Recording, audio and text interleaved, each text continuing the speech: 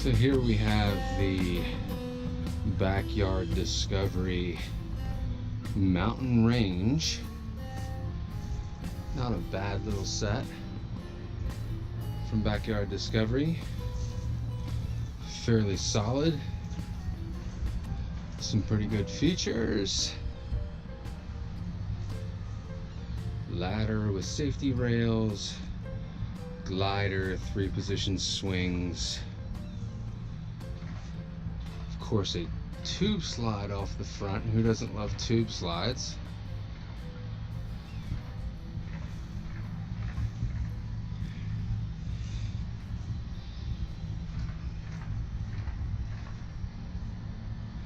It's really good to see Backyard Discovery starting to use more 4x6 construction on their swing beams, as well as 4x4 corner posts. Always a good thing. Yeah, we're still using some 2x4 construction on the swing beam support and bracket, but you know, one thing at a time, I guess. There's the old tube slide.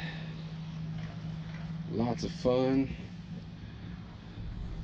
One of the few sets that actually has a spiral slide instead of any kind of regular slide or a wave slide.